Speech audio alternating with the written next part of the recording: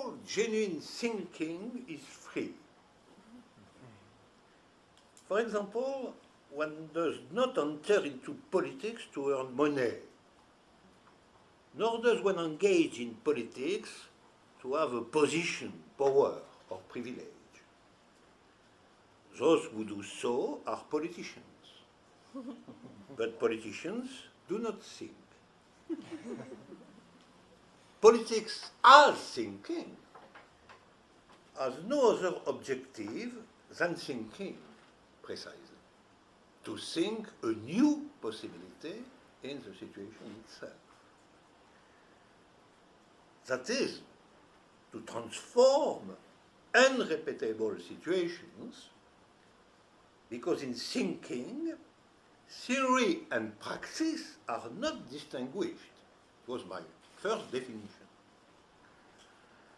So politics is disinterested, fundamentally. Exactly like science, in fact, or artistic creation. The goal of Newton and Einstein was to resolve some problems of thought and nothing else. And exactly like art, the goal of a great artist is to give the form of an oeuvre to his thinking and nothing else. And so the goal of politics is to resolve political problems. Problems that politics poses to itself, or in itself. One could ask, is psychoanalysis disinterested? Despite everything, yes. The goal of Freud or Lacan is not that after the cure, the clients pay. The goal is seeing the singularity of the human subject. Of the human subject confronted on the one side by language and on the other side by sexuality. To think the position of the human subject in the interplay and tension between the universality of language and the particularity of sexuality, that is the real goal of psychoanalysis as a thinking, and not to have rich clients. But there is a problem which is still more profound. Political thinking searches for an acting possibility, which is not controlled by the state or by the blind laws of economy. Okay. What does psychoanalytic thinking search for? What does it expect of the subject? Does it search for an absolutely new possibility of the subject? The subject who comes to analysis is, you know, a suffering subject. Suffering from their symptom. After all, the entire stakes of the cure are that the subject suffers no longer or suffers less. But is this, as in politics, the invention of a possibility? Or is this solely a displacement of the symptom? That is, in fact, the most important question concerning the destiny of psychoanalysis, I think. If psychoanalysis is only or solely a displacement of the symptom, if psychoanalysis is not the invention of a new possibility for the subject itself, it is completely different in regard to politics. A true politics is always situated in the failures or impasses of the structure of a situation. You know that. And of course, psychoanalysis also starts on the basis of disorder or symptoms. So there is one more thing in common. The beginning of a cure or the beginning of a political action is always at a point of disorder in the situation, where something is wrong. But politics searches for the most radical consequences, and therefore politics works against structure and not along structure, whilst psychoanalysis appears rather to search to reduce the symptom, and therefore it works towards the subjective structure functioning normally, normally being an obscure word. In this way, psychoanalytic thinking will aim at the subject accommodating its real,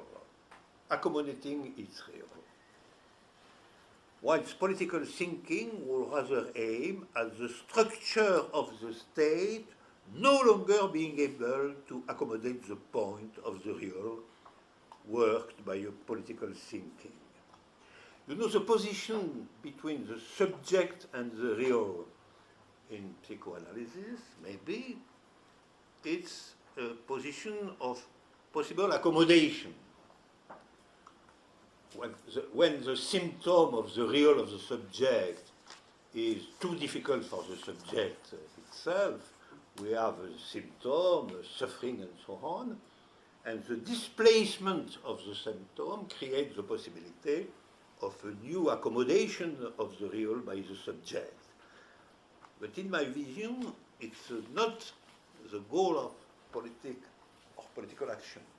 The goal of political action is not to accommodate the collectivity to its real, but to find a new possibility and finally a new real, something like that.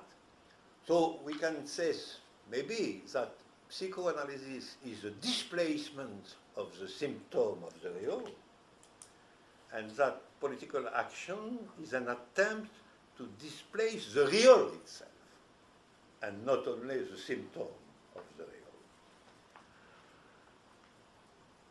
Perhaps what separates politics from psychoanalysis is the relation to the real. For psychoanalysis, the relation to the real is always, in the end, inscribed in a structure. For politics, the relation to the real is always subtracted from the state.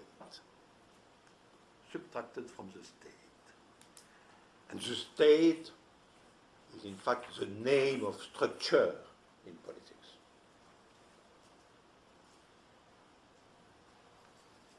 But perhaps all this is due to a difference of matter. What psychoanalysis wants to think is probably, at the end, the difference of the sexes as the real. And its major thesis is there is no sexual relation, or sexual rapport, or sexual something. So once the real for psychoanalysis is a negative figure, there is no, which can be transformed into scepticism in bad circumstances. And what politics wants to think is the difference between collective presentation and representation by the state. That is the difference between the true life of individuals, the true desire of individuals, and the symbolic order of the state. Politics is always searching a difference or a small contradiction between the pure presentation of the collective existence and its representation in the order of the state.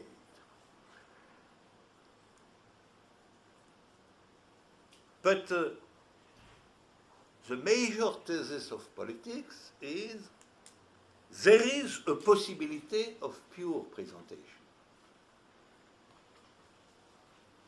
And the major thesis of psychoanalysis is there is no sexual relationship. So we can say something. The psychoanalysis is exposed to scepticism because its axiom is a negative one. And politics is exposed to dogmatism because its axiom is an affirmative one. So the best solution between these two different thinkings would be the following: that political thinking protects itself from dogmatism by listening to the psychoanalysis. And that psychoanalytic thinking protects itself from secticism by listening to politics. I think it's a field of a difference of thinking, but also a form of alliance between the two thinkings. After all, this is what Lacan authorizes us to do. In Seminar 20, he compares the relation Lacan-Freud to the relation Lenin-Marx. This is to recognize that the comparison of two thinkings is possible. And, more important, it's also to recognize they can educate one another. They can educate one another. Because the risk in the field of psychoanalysis is a sort of general skepticism. Finally, all that is symptom. And the risk in political activism is a general dogmatism. My affirmation is a good affirmation. And if we are in interplay between the two thinkings, we can have a sort of accommodation. But so we propose here a sort of encounter between two thinkings. But where can two different thinkings encounter each other? They can only do so in philosophy. That is the point. Finally, when I speak concerning the difference and the relationship between two thinkings, I am speaking from the point of view of philosophy. It's not psychoanalysis which says something like that. It's not politics which says something like that. It's philosophy and today the philosopher. The ultimate solution of our primitive problem, which is the problem of today, the relationship between psychoanalysis and philosophy,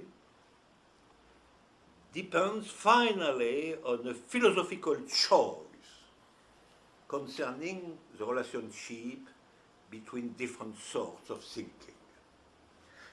And you know